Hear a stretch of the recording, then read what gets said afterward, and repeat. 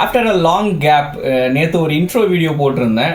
இன்றைக்கி என்ன வீடியோ போடலாம் அப்படின்னு யோசிக்கும்போது, ஒரு மனுஷனுக்கு அவன் லைஃப்பில் ஒரு லெவலுக்கு முன்னேறி போகிறதுக்கு எது ரொம்ப முக்கியம் அப்படின்னு யோசித்து பார்க்கும்போது, தைரியம் ரொம்ப ரொம்ப ரொம்ப முக்கியம். லைஃப்பில் நீங்கள் முன்னேற்றம் அடையணும்னா தைரியம் இருந்தால் மட்டும்தான் ஒரு லெவலுக்கு எப்படி நீங்கள் போகணும் அப்படிங்கிற ஒரு தெளிவே உங்களுக்கு வரும். தைரியம் இல்லாமல் எதையுமே பண்ண முடியாது நம்மளால். ஸோ அந்த கான்ஃபிடென்ஸை எப்படி நம்ம வளர்த்துக்கலாம் அப்படிங்கிற ஒரு சில டிப்ஸ் என்னோட ரியல் லைஃப் இன்சிடெண்ட்டை அப்படியே கூட சேர்த்து சொல்ல போகிறேன். நெக்ஸ்ட் ஒரு சில பாயிண்ட்ஸும் சொல்ல போகிறேன். அது என்னோட நான் எக்ஸ்பீரியன்ஸ் பண்ண சில விஷயங்களை வச்சு நான் உங்களுக்கு ஷேர் பண்ணலாம் அப்படின்ட்டு ஒரு கான்செப்ட் யோசித்து வச்சேன். ஸோ அதை நான் ஷேர் பண்ணிக்கிறேன். ஜஸ்ட் அதை நீங்கள் கேளுங்க. உங்களுக்கு எந்த அளவுக்கு ஒர்க் அவுட் ஆகுது அப்படிங்கிறத கமெண்ட் பாக்ஸில் மறக்காமல் சொல்லுங்கள். ஓகேங்களா? உண்மையை சொல்லணும்னா நம்ம எல்லாருமே ஒரு மேடை பேச்சாளர் மாதிரி எடுத்து உடனே பேசிட முடியாது. ஏன்னா நானும் என்னோட ஸ்கூலு காலேஜ் அந்த மாதிரியான டைம்லலாம் மேடையில் போய் பேசினதே கிடையாது. அந்த மாதிரியான ஒரு பர்சனும் கிடையாது. நான் ஜஸ்ட் அப்படியே பார்த்துட்டு எப்படியாச்சும் நம்மளை விட்டுற மாட்டாங்களா, இந்த இடத்த விட்டு போயிட மாட்டோமா, ஒரு பேக்கில் ஒரு ஆடியன்ஸாகவே இருந்து நான் பழகிட்ட ஒரு பர்சன். என்னோடய காலேஜ் வரைக்குமே நான் ஸ்டேஜில் போய் பேசினது கிடையாது.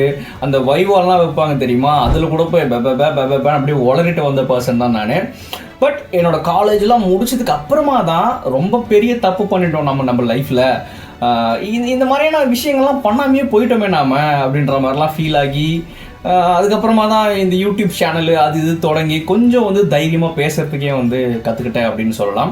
இப்போ ரீசெண்ட் டேஸாக எனக்கு மேடையில் பேசுகிறதுக்கு சான்சஸ் எங்கே கிடைக்குதுன்னா, என்னோடய ஆஃபீஸில் மீட்டிங்ஸ் வைப்பாங்க. அந்த மீட்டிங்ஸில் எனக்கு பேசுகிறதுக்கு நிறைய சான்சஸ் கிடைக்கும். அதுவும் ரொம்ப அடிக்கடிலாம் மீட்டிங் நடக்காது. ஒரு 2 மாதத்துக்கு ஒன்ஸ் 3 மாதத்துக்கு ஒன்ஸ் தான் நடக்கும். அதுலேயும் நான் கொஞ்சம் கான்ட்ரிபியூட் பண்ணிப்பேன். அவங்க பேச சொல்லணும்னா கூட நம்ம ஏதாச்சும் பேசணும், கொஞ்சம் நம்ம எப்படி பேசுகிறோம் அப்படிங்கிறத தெரிஞ்சுக்கிறதுக்காகவாவது நான் ஏதாச்சும் ப்ரிப்பேர் பண்ணிட்டு போய் அந்த இடத்துல வருவாங்க. ஒரு 20-30 பேர் வருவாங்க மீட்டிங்க்கு. ஸோ அவங்க முன்னாடி சில விஷயங்களை நான் ஷேர் பண்ணிப்பேன். ஸோ அதில் அந்த எக்ஸ்பீரியன்ஸை வச்சு எனக்கு எப்படி அந்த இடத்துல ஒரு கான்ஃபிடன்ஸ் பூஸ்ட் ஆச்சு அந்த மேடையில் பேசுறதுக்கு அப்படிங்கிறத பார்க்கும்போது, ஃபர்ஸ்ட் விஷயம் ஒரு கூட்டத்துக்கு மத்தியில் நீங்கள் பேச போகிறீங்க. அந்த இடத்துல நீங்கள் மற்றவங்களுக்கு தைரியமாக தெரியணும்னா நீங்கள் ஒரு ஃப்ளோவாக பேசுனீங்கனாலே போதும். ரொம்ப திக்காமல் என்ன மேட்ரை சொல்ல போகிறீங்களோ அந்த மேட்ரை ஜஸ்ட்டு அவங்க எல்லாருக்கும் புரிகிற மாதிரி நீங்கள் சொல்லிட்டீங்கனாலே மற்றவங்க முன்னாடி நீங்கள் ரொம்பவே கான்ஃபிடென்ட்டாக தெரிய ஆரம்பிச்சிருவீங்க. அதுக்கு என்ன பண்ணணும்னா, நிறைய ப்ரிப்பேர் பண்ணுற மாதிரியான விஷயங்கள் எனக்கு ஒர்க் அவுட் ஆனதே கிடையாது. ஃபர்ஸ்ட் இன்ட்ரோடக்ஷனில் இந்த மாதிரி நம்ம பேசணும், நெக்ஸ்ட் இந்த விஷயங்களை நம்ம ஷேர் பண்ணணும் அப்படின்ற மாதிரி நான் எத்தனை முறை ப்ரிப்பேர் பண்ணிட்டு போகணும், அத்தனை முறையுமே ஃபெயிலியர் தான் ஆகிருக்கு. பட் எப்போல்லாம் நான் தைரியமாக ரொம்ப ஒரு ஃப்ளோவாக எந்த ஒரு திக்காமல் நான் பேசியிருக்கேன் அப்படின்னு பார்த்தோம்னா, நான் என்ன பேச போகிறேனோ அதில் ஒரு தெளிவு எனக்கு இருந்துச்சுன்னு வச்சுக்கோங்களேன். அந்த இடத்துல நான் மேடையில் பேசும்போது எந்த ஒரு சிக்கலும் இல்லாமல் இருக்கிறத நான் கண்கூடாக பார்த்துருக்கேன் நான். அதாவது ஒரு கான்செப்டை பற்றி நீங்கள் எக்ஸ்பிளைன் பண்ண போகிறீங்கன்னா அந்த கான்செப்ட் உங்களுக்கு முழுசாக புரிஞ்சிருந்துச்சுன்னா ஒரு ஃப்ளோவாக மற்றவங்களுக்கு அப்படியே பேசுகிற மாதிரி நீங்கள் எக்ஸ்பிளைன் பண்ணிட்டு வந்துடுவீங்க. அதை தாண்டி உங்களுக்கு எதுவுமே தெரியல, அதை பற்றி அந்த மேட்டர் என்னன்னே தெரியல, பட் நீங்கள் வெறும் ப்ரிப்பேர் மட்டும்தான் பண்ணி வச்சுருக்கீங்க, ஒரு பாயிண்ட்ஸ் மாதிரி நோட்ஸ் எடுத்து வச்சுருக்கீங்கன்னா அது ஒர்க் அவுட் ஆக மாட்டேங்குது. நடுவில் இதுக்கப்புறம் என்ன பாயிண்ட் வரும், ஓ இது பேசணுமே, ஐயோ இந்த பாயிண்ட் முன்னாடி பேசிட்டோமே அப்படின்ற மாதிரி ஒரு தெளிவின்மை வந்துடுது. ஸோ அந்த இடத்துல நம்ம அப்படியே பிளாக் அவுட் ஆகிட்டு அங்கேயே நம்மளோட கான்ஃபிடன்ஸ் முக்கால்வாசி உடஞ்சி போயிடுது. ஐயோ நம்ம ஒன்றுமே தெரியல போலையே, எல்லாருமே பார்த்துட்டு இருக்காங்களே அப்படிங்கிற ஒரு பயம் நமக்குள்ளே ஏற்பட்டுருது. ஸோ என்ன சொல்ல வரோன்னா, நீங்கள் என்ன பேச போகிறீங்களோ ரொம்ப ப்ரிப்பேர் பண்ணாமல் அது என்ன மேட்டர் அப்படின்ட்டு முழுசாக நீங்கள் புரிஞ்சுக்கிட்டீங்கனாலே ஜஸ்ட் கேஷுவலாக நீங்கள் போய் அதை பற்றி ஈஸியாக பேசிட்டு வந்துடலாம். ஸோ ஃபஸ்ட்டு விஷயம் நிறைய ப்ரிப்பேர் பண்ணாதீங்க. அந்த கான்செப்டை முழுசாக நீங்கள் புரிஞ்சுக்கிட்டீங்கன்னா ஈஸியாக பேசிடலாம். ரெண்டாவது, உங்களை கான்ஃபிடென்ட்டாக ஃபீல் பண்ண வைக்கக்கூடியது என்ன அப்படின்னு பார்த்தோம்னா, உங்களோட பாடி லாங்குவேஜ். உங்களோட பாடி லாங்குவேஜை வச்சு அச்சு அசலாக நீங்கள் எப்படிப்பட்ட பர்சன் அப்படிங்கிறது மற்றவங்க ஓரளவுக்கு கணிக்க ஆரம்பிச்சிருவாங்க. உங்கள் கண் அசைவை வச்சே கண்டுபிடிப்பாங்க, நீங்கள் பேசுகிற விஷயங்களை வச்சே கண்டுபிடிப்பாங்க, நீங்கள் என்னென்ன மாதிரியான விஷயங்களை ஷேர் பண்ணுறீங்க அதை வச்சு ஓ இந்த விஷயங்களை ஒரு ஷேர் பண்ணுறாருனா இந்த மாதிரியான மேட்டர்ஸ் இவர் தெரிஞ்சதுனால தான் இதை ஷேர் பண்ணுறாரு அப்படிங்கிற மாதிரி உங்களை அப்படியே ஜெராக்ஸ் எடுக்க ஆரம்பிச்சிருவாங்க. ஸோ என்ன சொல்ல வரேன்னா, உங்களோட பாடி லாங்குவேஜ் அப்படிங்கிறது which is very very very very essential உங்களோட கான்ஃபிடென்ஸை மற்றவங்களுக்கு தெரியப்படுத்துறதுக்கு. ஸோ முடிஞ்ச வரைக்கும் அது எல்லாருமே பிறக்கும் போதே நம்ம எல்லாருக்குமே கான்ஃபிடென்ட் இருக்கும் அப்படின்லாம் நான் சொல்ல முடியாது. நீங்கள் அதை ஃபேக் கூட பண்ணிக்கலாம். நீங்கள் அதை உண்மையாகவே கான்ஃபிடென்ட்டாக இருக்கணும் அப்படின்றத தாண்டி நான் கான்ஃபிடென்ட்டாக இருக்கணும் மற்றவங்களுக்கு காட்டிக்கணும் அப்படின்னு நடிக்க ஆரம்பிச்சிங்கன்னு வச்சுக்கோங்களேன், 80% நீங்கள் வந்து மற்றவங்களுக்கு கான்ஃபிடென்ட்டாக தெரிய ஆரம்பிச்சிருவீங்க. ஸோ வந்து ஃபேக் பண்ணுங்கள், ஒன்றும் பிரச்சனை கிடையாது, அது மற்றவங்களுக்கு தெரிய போகிறது கிடையாது. பட் ரொம்ப நீங்கள் ஃபேக் பண்ணணும் அப்படின்ட்டு எல்லா விஷயங்களுக்குமே வந்து ஒரு மாதிரி வியர்டாக பண்ணிட்டு இருந்தீங்கன்னு வச்சுக்கோங்களேன், இவன் ஏதோ நடிக்கிறான், இவன் என்னது இது கிறுக்குத்தனம் ஏதோ பண்ணிட்டு இருக்கான் அப்படின்ற மாதிரி ஃபீல் பண்ணுவாங்க.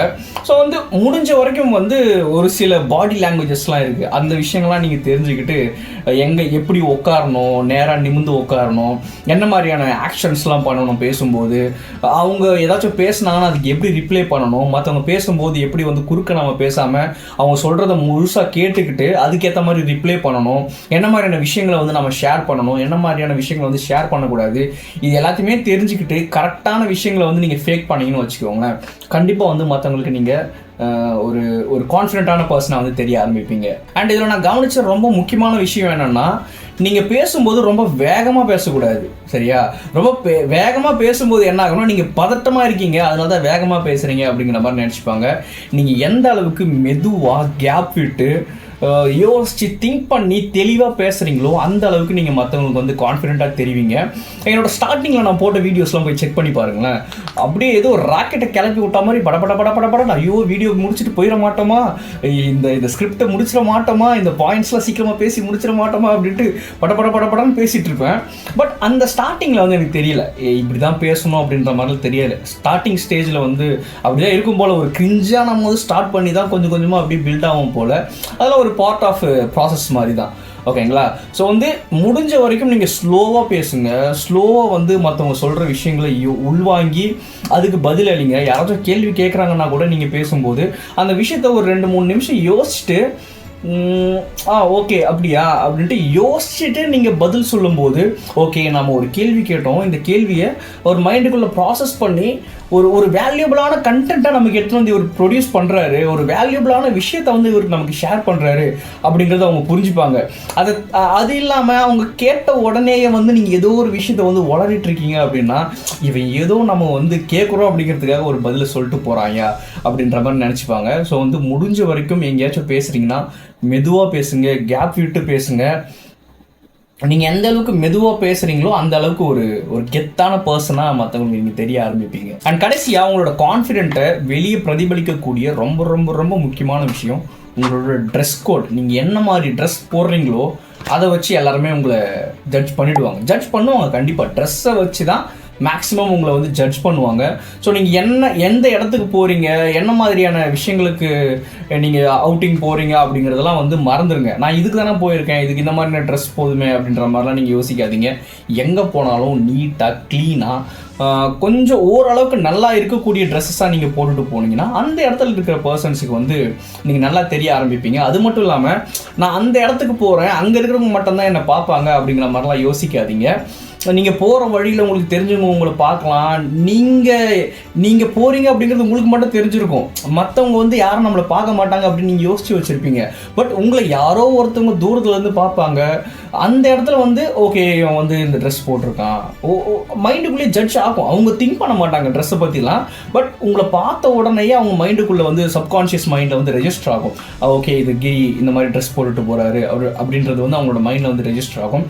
ஸோ நீங்கள் எந்த அக்கேஷனுக்கு போனாலும், ஒரு மீட்டிங் போகிறீங்கன்னா அந்த இடத்துல என்ன ட்ரெஸ் கோடை வந்து ஃபாலோ பண்ண முடியுமோ ஃபாலோ பண்ணுங்கள். ஒரு மேரேஜ் போகிறீங்கனாலும் சரி, ஒரு ஃப்ரெண்டு மீட் பண்ண போகிறீங்கனாலும் ஒரு நல்ல ஃபார்மல்ஸ் கூட இல்லை, ஒரு டிஷர்ட் போட்டு போகிறீங்கன்னா அது நீட்டாக நீங்கள் போட்டு போகலாம். ஜஸ்ட் ஏதோ ஒரு கசிங்கி போன டிஷர்ட் போட்டு போகிறதுக்கு பதிலாக நல்ல ட்ரெஸ் போட்டு போனீங்கன்னா உங்களோட ஃப்ரெண்ட்ஸுக்கே உங்கள் மேலே மதிப்பு வரும். அது ஒரு மாதிரியான ஒரு பாசிட்டிவ் இம்பேக்டை வந்து உங்கள் மேலே கொண்டு வரும், ஓகேங்களா? ஸோ இந்த மாதிரியான விஷயங்கள் எல்லாத்தையுமே சேர்த்து வச்சு பார்த்தீங்கன்னா நீங்கள் தைரியமாக பேசுங்க, உங்களுக்கு தெரிஞ்ச மேட்டர்ஸை வந்து வெளிப்படையாக சொல்லுங்கள், உங்களோட பாடி லாங்குவேஜஸ் வந்து கரெக்டாக வச்சுக்கோங்க, உங்களோட ட்ரெஸ் கோடை வந்து கரெக்டாக மெயின்டைன் பண்ணிக்கோங்க. இந்த மாதிரியான விஷயங்களை வந்து நீங்கள் கொஞ்சம் மெயின்டைன் பண்ணிக்கிட்டிங்கனாலே கண்டிப்பாக ஒரு கான்ஃபிடென்ட்டான ஒரு பர்சனாக வந்து நீங்கள் தெரிய ஆரம்பிச்சிருவீங்க. இது ரொம்ப ரொம்ப கடினமான ஒன்றுலாம் கிடையாது, ஓகேவா? அது மட்டும் இல்லாமல் இது வந்து எனக்கு பிறக்கும் போதே கான்ஃபிடென்ட் இருக்கணும் அப்படிங்கிற மாதிரிலாம் நீங்கள் வந்து ஃபீல் பண்ணக்கூடாது. இதை வந்து நீங்கள் ஃபேக் பண்ணுறது மூலமாக இல்லை வந்து கண்டினியூஸாக ட்ரை பண்ணி பார்க்குறது மூலமாக இந்த கான்ஃபிடன்ஸ் வந்து நீங்கள் பூஸ்ட் பண்ணிக்க முடியும். ஸோ இப்போ நான் சொல்ல விஷயங்களை எல்லாமே ட்ரை பண்ணி பாருங்களேன், கண்டிப்பாக நீங்களும் ஒரு கான்ஃபிடென்ட்டான ஒரு பர்சனாக மாறுவீங்க. ஸோ கண்டிப்பாக இந்த வீடியோ உங்களுக்கு பிடிச்சிருக்கும் அப்படின்னு நம்புகிறேன். நானும் முடிஞ்ச வரைக்கும் இந்த வீடியோவில் வந்து கேஷுவலாக கொஞ்சம் பேசுவோம் அப்படின்ற மாதிரி தான் பேசியிருக்கேன். ஃபர்ஸ்ட்லாம் என்னோட வீடியோஸில் வந்து ஒரு ஸ்கிரிப்டிக்காக கொஞ்சம் இறுக்கமாக ஓகே இந்த கண்டென்ட் தான் பேச போகிறோம் அப்படிங்கிற மாதிரி பேசிகிட்டு இருக்கோம். பட் இதில் வந்து கொஞ்சம் கேஷுவலாக ஷேர் பண்ணிப்போம் எல்லா விஷயங்களுமே. இனி வர வீடியோஸும் இப்படி தான் நான் பேச போகிறேன். ஸோ எப்படி இருக்குது அப்படிங்கிறத கமெண்ட் பாக்ஸில் மறக்காமல் சொல்லுங்கள். Thanks for watching this video.